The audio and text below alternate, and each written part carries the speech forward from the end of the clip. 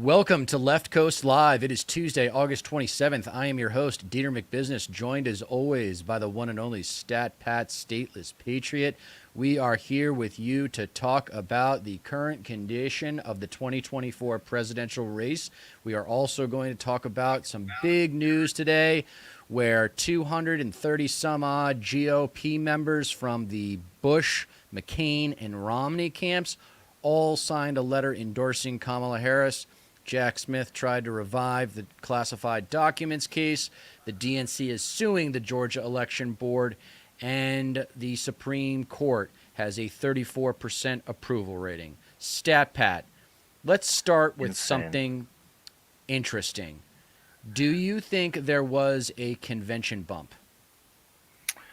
I mean, if there was, I don't think it's really been reflected quite yet.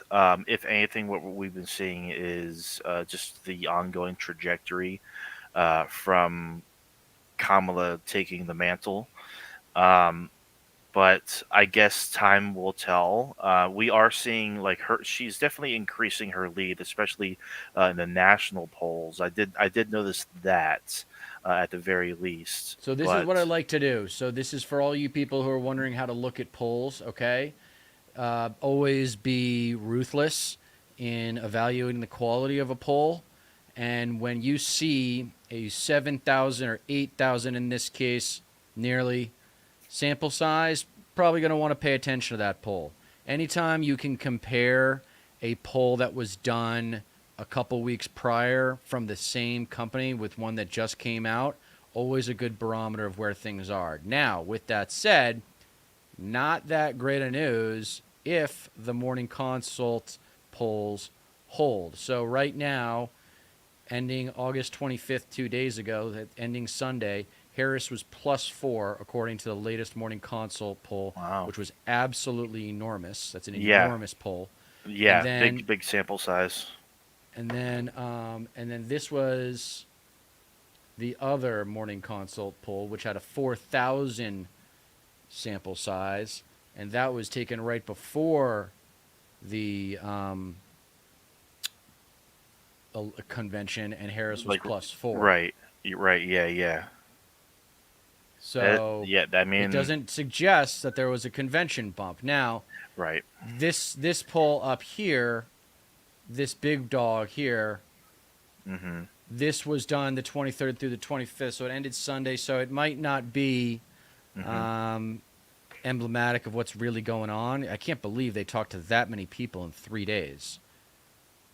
That's No, yeah, unbelievable. of course, yeah. I mean, it is. I mean, if it is a national poll, then of course it wasn't as centralized. It didn't focus. It likely didn't focus on just a handful of states. It probably was like an actual like nationwide poll, Oh, it and definitely was. Yeah. I would imagine like Morning Consult was able to like just get in touch like immediately to like registered voters across the nation, just a short I amount of feel time. like people have heard of Morning Consult too. No, I no, feel of like course. if I got a phone call from Morning Consult for a poll, I'd take it.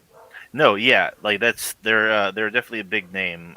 They have um kind of made the name for themselves when it comes to being referred to when it comes to polling. Yeah, I don't have any doubt about that whatsoever. Yeah, it seems like Morning Consult's pretty well respected. Yeah, This is always fun. I always love looking at Red Eagle, man. Look at this. Look at this crap. Red yeah, Eagle and SoCal Strategies would have you believe that Donald Trump is up 4 points. likely That voters. is what you call a conservative cope. See, now Yeah, this is such an obvious SoCal. so this poll right here, this makes it into the average. Just so you know, if you Yeah, were to scroll up, if you were to look at you know yeah, the actual averages, it's a bunk then poll. you would see that the Red Eagle Politics poll is part of that arithmetic, and it shouldn't be. No, It's a of course. garbage poll. It's It completely irrelevant. Completely, yes, and like I really do feel like just thinking about it, just like surface level right here, it seems like the only reason it exists is to pull back, I guess you could say, the perceived lead of Yes, Harris in the polls, like right. like artificially. because like ultimately like polls aren't like indicative like fully indicative of the way that the country I guess is feeling one way or the other. So I have no doubt in my mind that bad actors like those poll takers understand that and want to give the perception that it's not. Harris isn't completely running away from it, so of course it's going to be they're going to try to put forward the most biased poll they possibly can, and no, of course, like it shouldn't be taken into the national average whatsoever. Like So it's take a completely look at this though. transparent. These are the other recent polls, and they all have Yes, very formidable sample sizes. By the way, yeah, those are decent. anything over 800 is very robust. Anything Right. in the thousands is very robust. Oh yeah. So taking out the ones with Kennedy and having it just head to head, Harris is up either 2, 3, 1, 5, or 4. Yeah. So those are all over the place. There's Right. no consistency in the polling, and that's why I think there's something to be said for superficial analysis of the polls themselves because it makes you not as invested in the polls. Like if you, Right. I've seen all these channels try to slice and dice these numbers 20 different ways so that the polls tell them what they want to hear, and they're getting too invested in the polls predicting the outcome. The polls are just a snapshot in time. They just inform what the campaigns should be doing. Should they be adjusting? Should they be focusing on other issues? Should they be going to certain states more than others? The polls just inform the strategy and the tactics. But Yeah. Yeah. most No. people Exactly. don't look at them. They think, oh, what's going to happen? It's so childish. No. Oh, what's going Right. to happen? The Yeah. poll's going to tell me what's going to happen. No. No, Yeah. Not at absolutely all. not.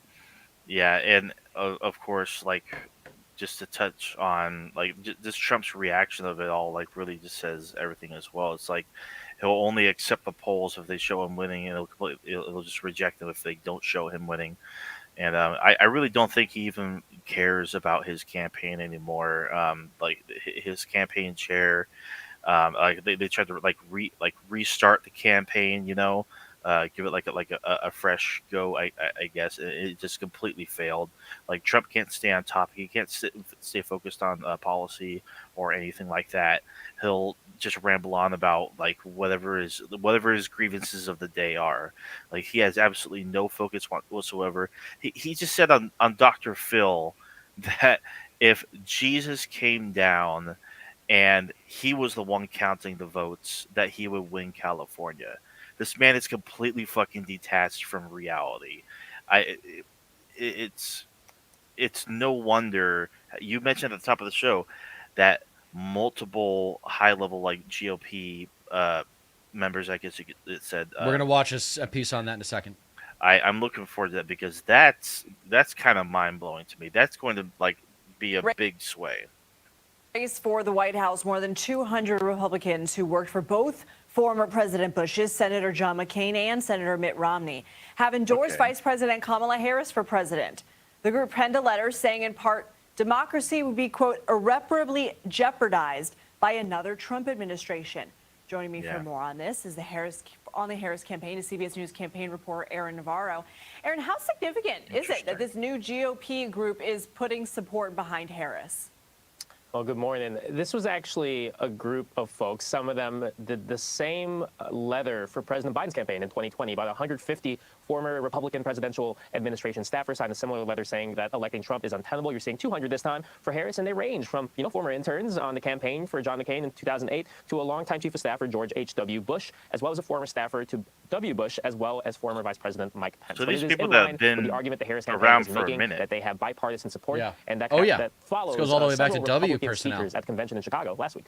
Harris has released 3 new ads, Aaron, to highlight her economic policy. The campaign is also embarking on a bus tour this week in So Georgia. yeah, What would you say the campaign is focused right now? that's pretty encouraging. It really is, yeah, because like what you could look at like at pretty much any place that even focuses remotely on you know the Trump camp, inside the Trump camp, the campaign in general, and the various opinions of the GOP, like people that are scared now to lose their seats in the Senate or the House, and It all has to do with Trump's erratic behavior and his decline, and the fact that Harris is outpacing him basically across the board. The fact that like she now has like she'll have like $600 million on hand Yeah. in fundraising by the end of the month, Yeah. and whereas Trump has like, I think it's, I think he has, I don't even think he's topped 100 million this month. It's really really encouraging to see. I mean, I expect we're going to see a whole lot more, for like Republican staffers in general come out and say like Trump cannot be fucking president again. This is really cool, honestly. Yeah, the country is really coming together. With that said, a Yeah, lot of other lefty YouTubers were criticizing Harris, and maybe we should take a second to do which that is for fair. the convention, because we knew Israel Hamas was going to come up. We knew she was going to pay her dues to AIPAC. It happened. Yeah, First kind of big mistake that they made, but of course, we want courage. We're not going to get courage right now when the political winds are this hard in your favor. Nothing yeah, is going to change about Israel Hamas until 6 months into Kamala's presidency. which is like Maybe the three, sad maybe three reality. months. Yeah, it's just a sad reality. But I think Yeah, Americans really struggle with the calendar. Like we don't yeah, when a presidential election is coming up, that puts a lot of things on the back burner that just simply aren't going to yes, get addressed until after the election. yeah. That's exactly right. You can only pay lip service to it in the time being, but like, I mean, because ultimately Biden is still the current president, and if with Kamala Harris being vice president, if nothing has changed since October 7th, and we're actually coming up on the year anniversary, which is crazy to think about, then it's not going to change before the election. It's probably not even going to change until after Kamala Harris is inaugurated, because Right. she'll actually have the power. There'll be a Yes. change in And the she won't have to cabinet, be the afraid of administration. APAC again. Right. Exactly. Exactly. Yeah. So I mean, as much as it fucking sucks, and I totally feel for a lot of the activists, because it's beyond frustrating. Nothing has Yeah. changed. Israel is still doing Yep. airstrikes on civilian areas and whatnot. There's still bodies piling up in Gaza. Th- It's there's nothing that can really fundamentally change as of right now, and not to mention Netanyahu has to come out and like actually seriously go forward with a ceasefire deal and a hostage exchange, and that doesn't look like there's been No, no actual tangible, it's not happening um, anytime soon. yeah, progress being No way. made, like, or at least being reported Dude, on, like, Netanyahu is going to grind it out until mhm, Trump is dead in the water. yeah, Netanyahu wants Trump.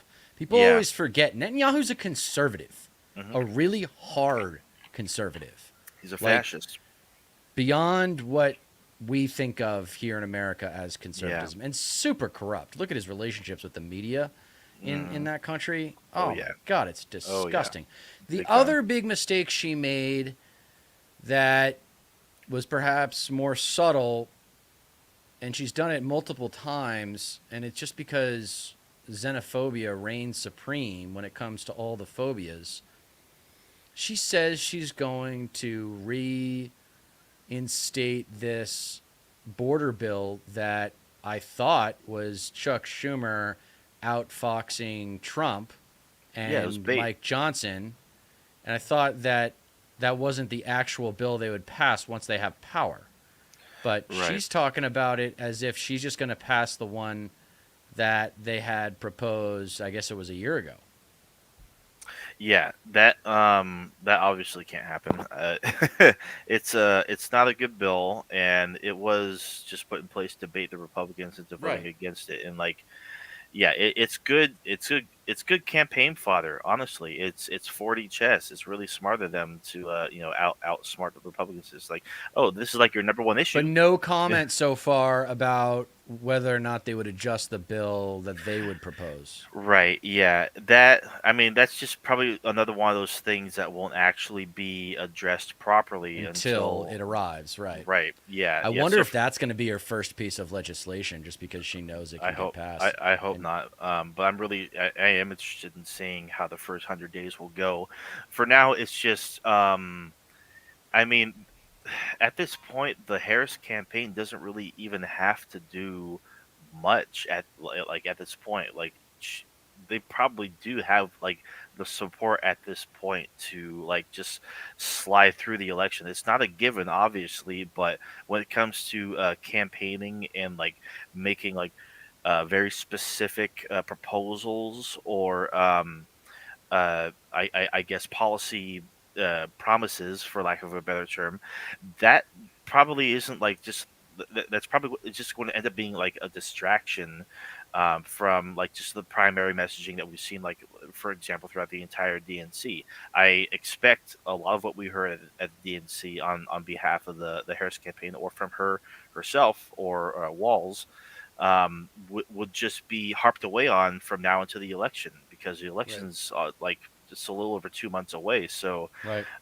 as long as they stick to that messaging and don't go too far outside the lines, I guess you could say, that's probably what they're thinking at least.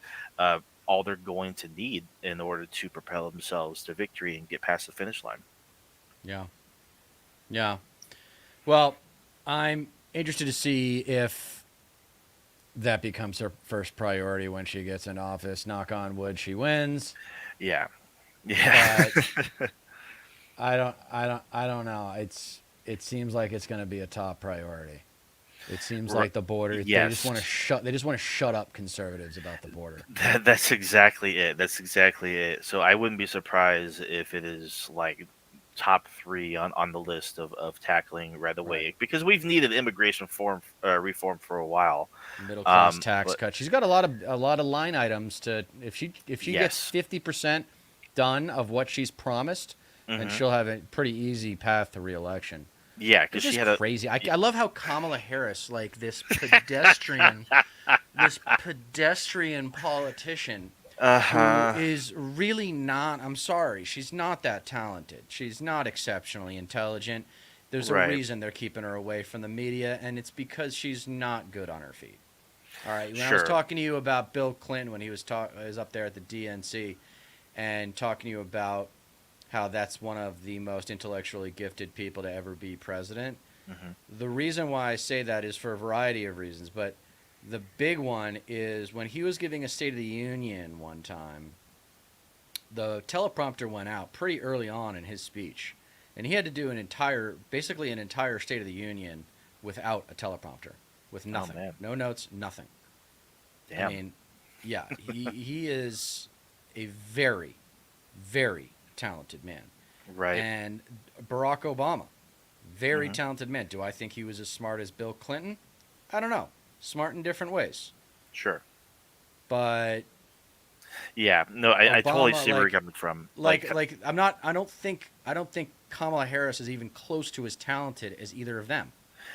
yeah, yeah, like because we've even seen like interviews of her as vice president, and she's not really good, off the top, Right. just on the spot.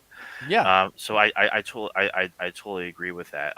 Meanwhile, Walls is just a firebrand. Like he doesn't like he's not even used to a teleprompter. Like he's given speeches his entire life, whether He never it had be notes too. He never does yeah, teleprompter speeches.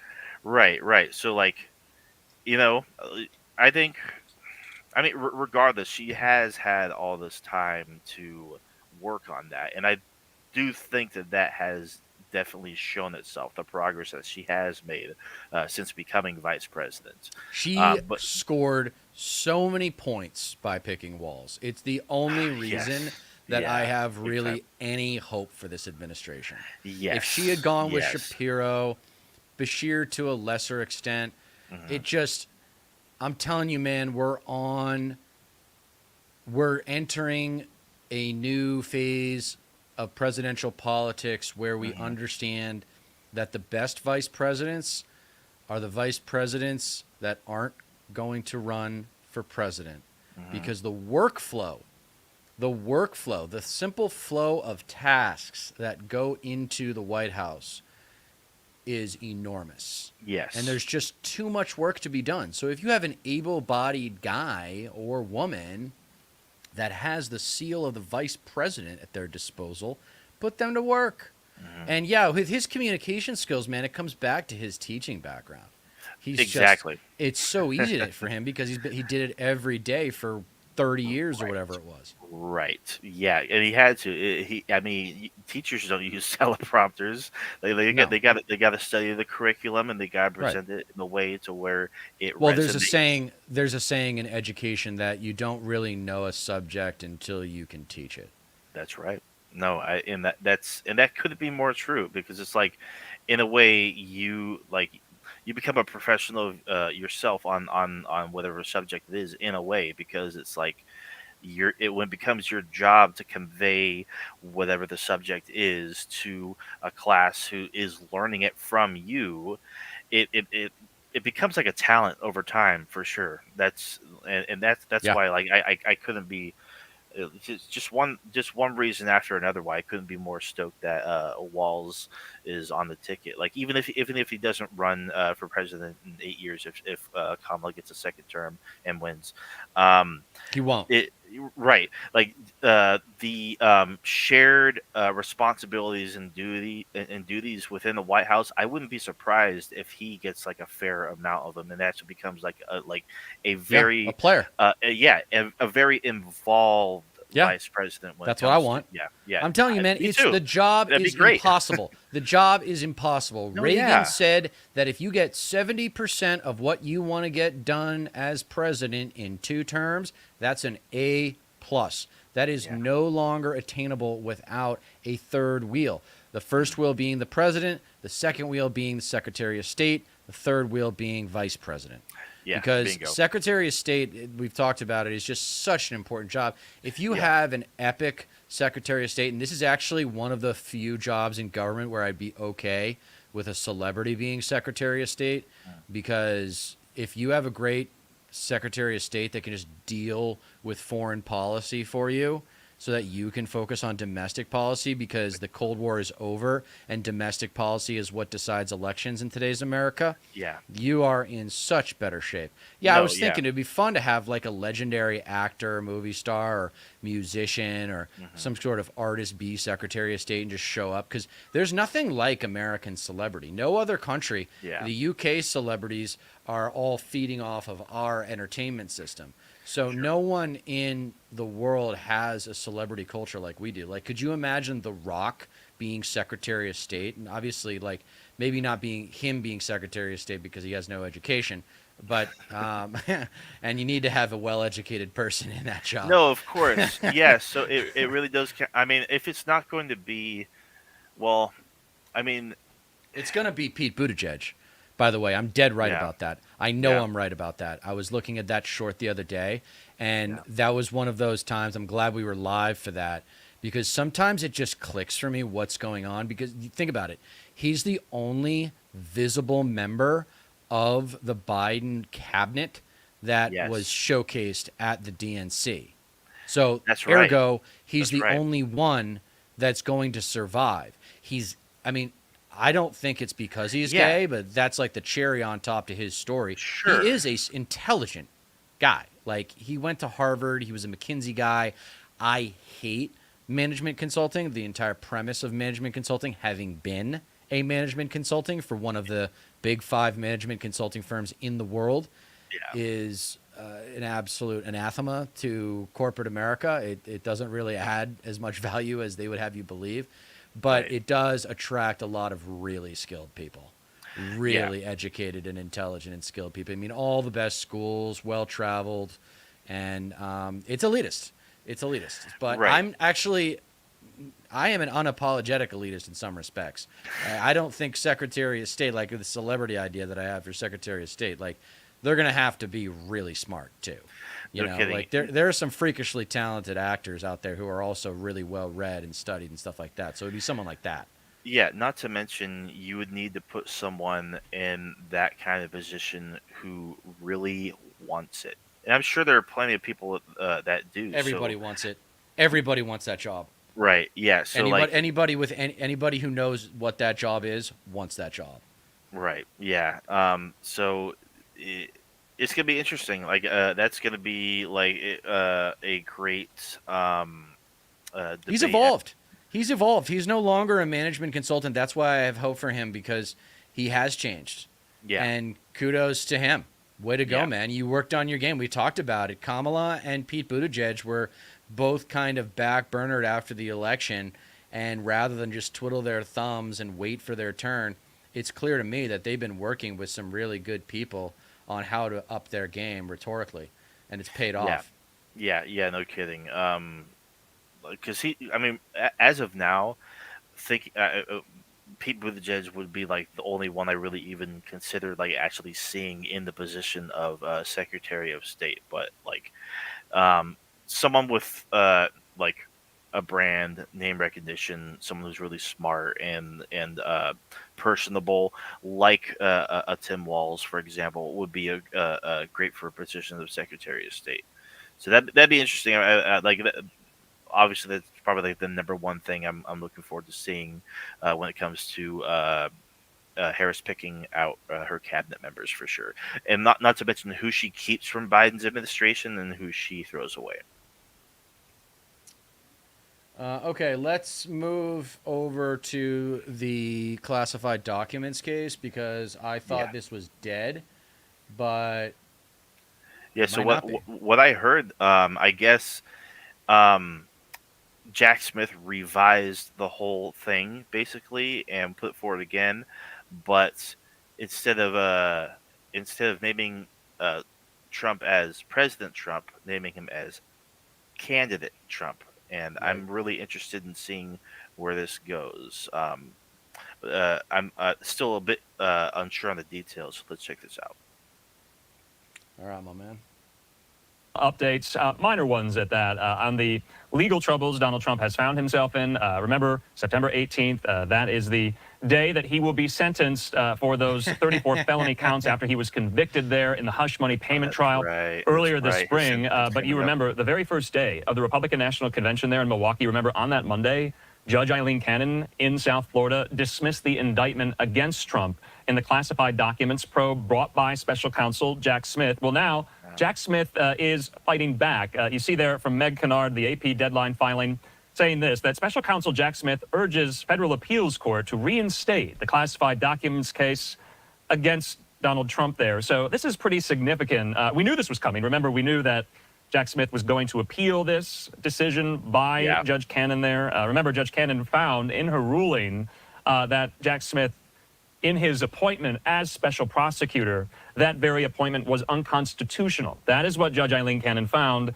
thus dismissing the indictment against Trump in the classified documents case. Well, now Jack Smith is urging the 11th Circuit Court of Appeals to reverse that ruling by Judge Cannon that tossed out the Mar-a-Lago Good. documents case Good. against Donald Trump. So we'll have to see when the 11th Circuit Court of Appeals might rule on this. We don't have a really good sense of the timetable or the timeline here. It's an aggressive but end card. once they do, we'll definitely bring you. That's a really aggressive end card. So there you go. He's going to get sentenced for the 32 counts on September 18th, 8 days after the first debate. So that'll be Yeah. interesting. Sweet. Yeah, I'm looking forward to seeing the results of that. See if they even actually like go anywhere. Like what exactly the sentencing parameters for him will be. Yeah, no, I mean, given the Supreme Court immunity ruling, there are still a few ways in which Trump could be held accountable for a few things. But either way, it's going to take a revision of the Supreme Court, an impeachment of a couple justices, perhaps. I'm curious to see as to how Harris administration would tackle that because with Biden as president right now, he has already signaled like his intention to do something. As we talked about before, like a code of ethics, like that's Right. that's a low bar. A code of ethics Right. for the Supreme Court, and seeing if like term limits would go anywhere as well. So we'll see. I'm I think- eager. I don't think she's going to be able to pack the court this Right. term because she's not going to have enough political not. power. No. But That maybe also if she depends, kills too. it, I think she could be a little bit of a paradigm shift Maybe. where she could actually gain power in her midterm elections of her first term. Almost always the new president loses power after the first 2 years, like Obama did, but she Right. might actually gain power in Congress and afford the opportunity Likely, to. yeah. And not to mention, if there is big turnout, which signs are pointing to Yes. very large turnout, uh, that might also swing things in down ballot races, meaning maybe a couple Senate races are up for grabs as well, and even more races in Congress. For Right. in the House might actually be in play as well that weren't exactly considered before either. Right. This is because of the momentum that Kamala Harris has, and not to mention not every RFK junior voter is going to go for Trump. I mean, because he was independent for a reason. Like they didn't like either of the major candidates. Not to mention, on top of that, Trump's just suppressing the vote in general. He is Right. not exciting new people, and he needs new people behind him to vote for him in order for him to even stand a chance. Right. So we may see a blowout. Like I'm not certain that like Harris is going to run away with this, but like Neither am I. all signs are pointing in that direction. As long as the momentum carries on, it just really depends on how hard they hit the swing states and whatnot. Because again, Kamala Harris's campaign has a lot of money on hand. It could go a long way when it comes to uh, door knocking, phone banking, advertisements on TV and whatnot. It like I don't know if you saw a recent poll in Texas, but I think she's only down like within a margin of error, like a little over 2% against Trump. And I guess the Senate race for Ted Cruz's seat, the uh, the margin Yeah, that's is actually even looking like smaller. he could lose. Yeah, It's looking like Cruz could lose. If Cruz loses and Tester wins and Brown holds on in Ohio, th- man, that would be yeah, great. That would that be really that'd be great. that'd be huge. Yeah. I So mean, let me show you something real quick because the scenario that I want to make sure our viewers and listeners are paying attention to is the Pennsylvania problem. Okay? So let's go ahead and give Harris Wisconsin and Michigan. Everybody knows this. This is obvious, okay? yeah, You give her Pennsylvania, she wins. yeah. That's it. Okay? But if she doesn't get Pennsylvania and Trump gets it, two other things need to happen. You need to get 2 out of the 3, Arizona, Georgia, or North Carolina, or you could get Georgia plus Nevada or North Carolina plus Nevada. But you need to make up those 19 points somehow, and you Yeah. can't do it with just Nevada and Arizona. That's right. She would need either North Carolina or Georgia or to win, or Georgia and Arizona, or Arizona and North But Carolina. even see, my point is that let's say she gets, she still hasn't won here. She's got Nevada, Arizona, Wisconsin, Michigan. This looks like a winning board for her, but it's not. Right. Now she needs either North Carolina or Georgia. So Trump is One of still those very two. much alive. It's a narrow path. Now, here's the historical problem. Wisconsin, Michigan, Pennsylvania, they've all gone the same way for president since 1988. That's right. That's right. Yeah. I mean, right now, I mean, to me, Pennsylvania seems likelier than Georgia and North Carolina at this point. But so like it may be like the race may be wrapped up there. But if the Trump campaign does focus a lot more attention on Pennsylvania, she would need either Georgia or North Carolina and at least one of the other swing states in order to make up for Pennsylvania for sure. Yeah, we're still waiting to bated breath about those Right. state-specific polls. Really would like to see those. Okay, this is big news. This is the DNC suing the Georgia Election Board because they've got some sketchy business going down in Georgia with the way the election board manages the election. It Yeah. has an enormous amount of power. You'll find out in a second. Well, Democrats in Georgia are seeking legal action against the state election board. Democratic organizations, including the Democratic National Committee and the Democratic Party of Georgia, are filing this lawsuit. The suit claims the board tried to append the required process for certifying election results. Critics of the board's new rules say it benefits people who tried challenging the election results. The Democrats claim they want to prevent chaos in the November election. The state already has a protocol established for election contests, which is done outside of the certification process. But now the organizations are concerned a reasonable inquiry could delay the certification under these new rules.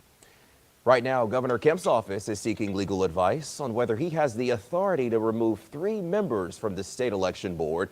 Those calling for their removal say the members are violating the Code of Ethics in Georgia's Open Great. Meetings Act. Oh, Leaders say wow. the members excluded other board members in one of the rules passed, which updated the plan for certifying election results. They're the same members who have been under fire for reinvestigating the 2020 election vote recount. One senator originally filed a formal complaint to Governor Kemp's office saying the board's actions are attempts to legalize voter suppression. Today, I stand before you to demand that Governor Kemp take immediate action. We need a formal investigation into these claims. It's the least he can do and is obligated to do per our state code. And then the facts will show that we need to remove these corrupt board members. Moving on. All right.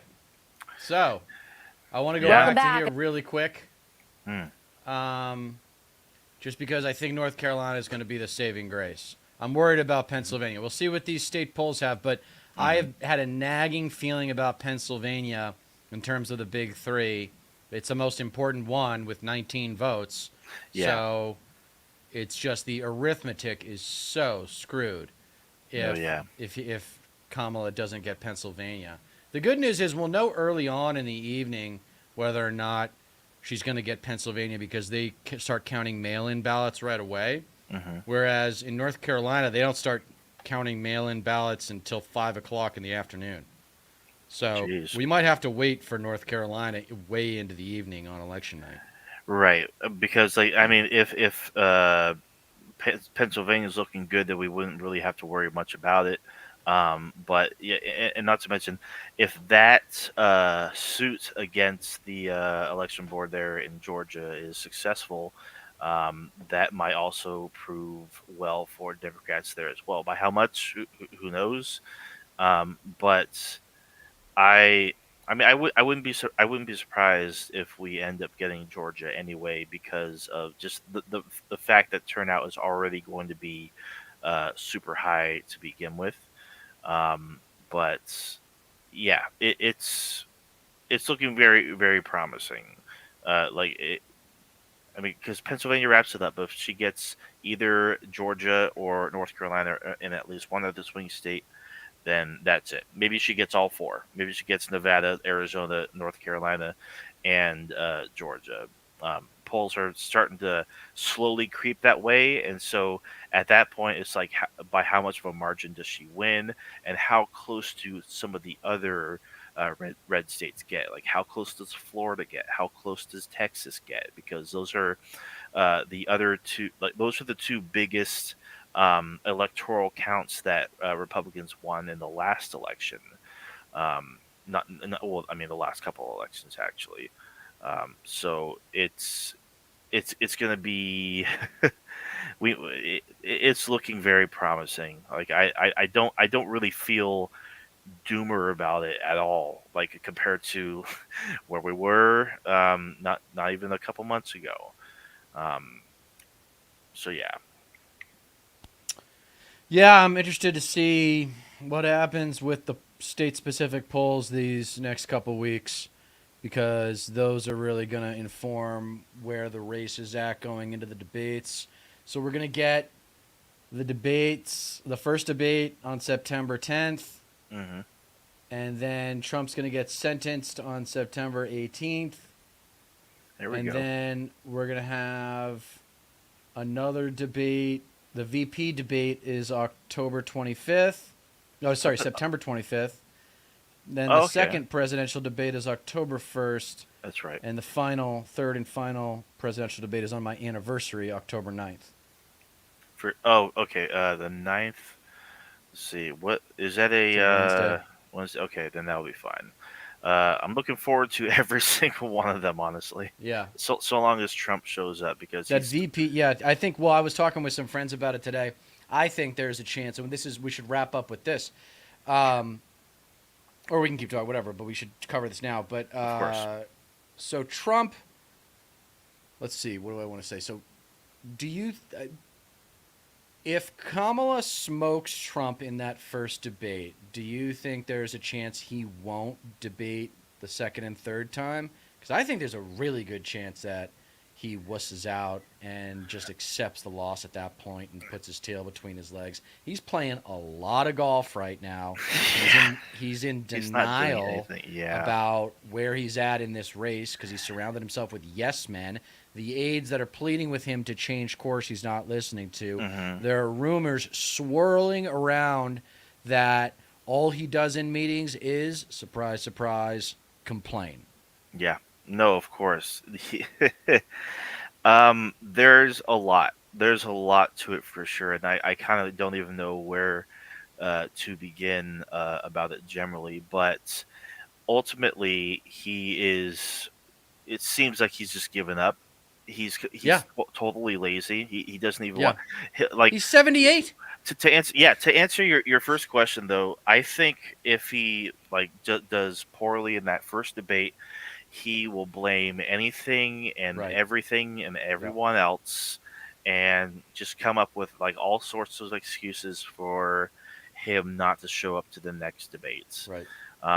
Because that first debate is ABC, right? Yeah, I believe so. Yeah, and he's already bitching about it. He won't, like, oh, ABC's fake news. They're trying to change the rules because I guess the Harris campaign wants to make sure that mics don't get muted, which is Mhm. which is totally fine. It's like it's the fact that, like, not only does the Harris campaign know that having mics just unmuted the whole time is a benefit to her, but like the Republicans know that too. Trump's campaign knows that because like they everyone that's coming out and talking about this, so the GOP and whatnot, and GOP strategists, they know that Trump is unhinged and will just fly off the handle and ramble and just dig himself a deeper hole. Give him enough rope, eventually he'll hang Right. himself. It's not going to work in his favor at all, and like No. it kind of proved to be the case when he debated against Biden. It well, not this last debate, but for the 2020 election. Um, Trump's his own worst enemy right now. He's not doing Well, himself any favors, you just and like he's in also those. Go ahead. he's also giving himself like he's already like signaling like, oh well, I mean, if I lose, it's all rigged anyway. It's all fake. It's um, all of it. He doesn't even he's not even going to accept or believe the results anyway. Like Right. there's nothing you can like say or do to change his mind about that. So like he's already setting himself up for like just the same playbook over and over again. There's nothing new. He's using the same talking points, the same tactics. It's he's going to lose. He's going to lose, and he has no one to blame but himself. And I think everyone in the Republican Party sees that and is panicking, and that's why you're seeing more people come out and endorse Kamala Harris because they have nowhere to go. There's nothing they can do. They can't swap them out. They can't. A lot of them are already like basically kind of admitting defeat. Like a lot of the people like that are running for Senate and House, they're like freaking out. They're urging the Trump campaign to change course, and they've been trying. They've been trying to keep him Right. focused on policy discussions at his rallies and whatnot. He's an untamed animal at this point. So they're just in complete disarray. They're flailing. He just doesn't care anymore. He is just marching on just lazily, like marching, lazily stumbling into defeat. Rumbling and stumbling into rambling. defeat. Yeah, Yeah, yeah, the thing that's great about the debates, and I wrote a paper about this in college actually, is that there are so many things that insulate the American public from being able to see who these people are for real. yes, There are so many handlers. The media pieces are all somewhat scripted, really. They know the yeah, questions that are coming. They have the answers ready to go. There's no critical thinking required in the moment. Trump talks like a fifth grader on 70 milligrams of Adderall. oh God, yeah, And oh, yeah, that weighs heavily when you're in a debate with a grown woman who has prosecutorial experience. Now, that's also a potential liability because I saw this with the Obama Romney debates. Romney kept trying to drag Obama down into some petty, childish bullshit. And Obama did pretty well in staying above it. Being like, I'm the president. I've done a good job. My record speaks for itself. It's good enough to justify a second term. And that's exactly what he did. And he didn't win that election by a lot, by the way. But that's what Trump's going to try and do is drag her down. Now, if she does that whole I'm talking thing, it's going to drive me nuts. If she Might drive plays him it nuts. straight, if she plays it straight and she just knows her facts, that's what I'm worried about, though, is she going to know her facts? Is she going to know her data? Like, that's what Right. we've all been waiting for. We've all been waiting for someone who knows their goddamn data that can just counterattack his shit. of course. Like immigrants are not criminals, Donald. You're dead wrong. Dead wrong, Donald. Yeah, I Like- think just like I think that was okay. It's with the Democrats. I'm starting to notice it's like it's always it usually comes down to like a last minute thing. Like it it finally took it took a month, but the time finally came for Biden to come out and say that he was stepping down, and it happened. A lot was leading up to that. There's a lot of working behind the scenes, a lot of navigating, a lot of talking, a lot of calls being made, et cetera, et cetera. The DNC the convention came along, and just before that, Kamala's team listed out a bunch of policies that she wanted to get done as president. And there was a really good list, a really good comprehensive list of a small handful of things, but she did it after a lot of, I guess, nagging for them to finally do that, like talk about policy. Then the convention came along, extravagant. It 15 million more people watched it than the RNC, if I'm not mistaken. It like big in the ratings, and we didn't exactly know what to expect, and they came through with flying colors. Like there was Right. energy, there was drive, there was Well, I don't know about Like, flying well- colors. A lot of well, YouTube lefties yeah, well, had some sure. issues with There the were sentiments that definitely no Palestinians got an opportunity to speak. right. And I'm just like, Even Jon you know, Stewart said that. I understand why guys like, you know, our friend Gavin at the Vanguard and stuff are upset about it. A lot of other political lefties, all the Sure. ones we respect, are Yeah, rightfully understandable about it. course. But I go back to my training about political strategy, and I'm like, why would they risk bringing that up? Right. Why would they risk making Israel Hamas a source of division within the electorate? And you know, like, why would you bring that up? Why make foreign Yeah. policy is not going to help you in this election? It's only going to hurt you. No, yeah, it really is sticking to issues that you know would be widely appealing, because like it or not, there is still like a divide when it comes to Israel and Gaza. Yeah. But all of it is mostly based on ignorance. It's a misunderstanding. Like it's a messaging issue. It's like it's towing the line between being loyal to Israel because we're the greatest ally to them, or whatever, and also acknowledging that there are human rights atrocities and a genocide going on in Gaza. And like Yeah. and they won't even say it's genocide, but I like know. if they do, that has implications, and Right. it's just it's political balancing. It's it's a balancing act. So But APAC. I to, mean, it's not even more yeah, complicated than that. It's just of APAC owns course, both sides of the aisle.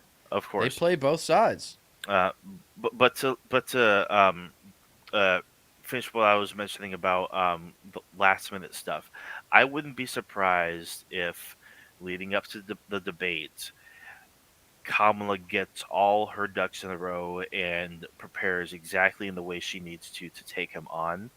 And I would be surprised if she had a team behind her, like just prepping her for it, because they kind of know what to expect with Trump. He's the most predictable fucking man in the world. Um, so if she'll probably just stick to her guns and lay out like Yeah, I'm almost what tempted she to started. say I'm almost tempted to say do the Hillary Clinton routine. I mean, she actually did win all three of those debates. It's just one of those Right, elections where it didn't matter. right, yeah, yeah, no kidding. But I mean, I expect at the debate, if it goes on long enough, like it, like would I would like to see her get a little impatient and treat him like the toddler that he is.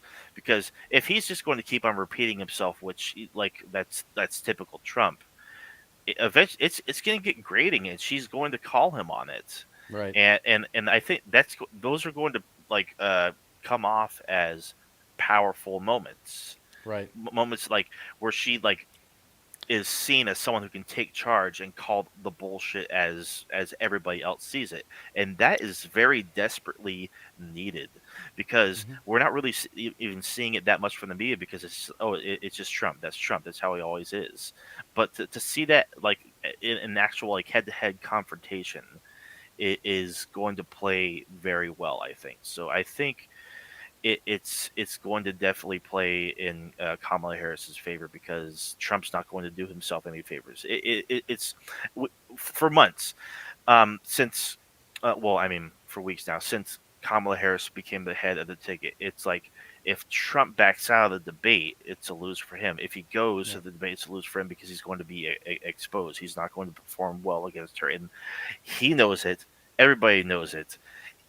He can't debate against her, and like he like she's because she scares him. She scares Right. him. He's not going to be Well, he's afraid rhetorically of women in general, and right. He's not going to be she's a rhetorically woman effective. of color too. Yeah, So, I mean, you saw how he did with the National Association of Black Journalists, and yeah, with those women, just absolutely just embarrassing him.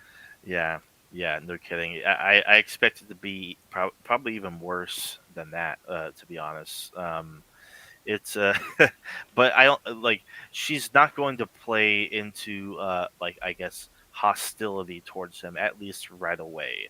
If she starts like getting on his nerves and just like goes around in circles when she's trying to like her and the moderators, I would imagine, try to stay focused on one topic or another, it's gonna be embarrassing for him, and she'll probably play that up, because I think she likes she'll probably like to tease him if the debate goes on long enough and he doesn't uh, stick to a message or whatnot. Starts rambling.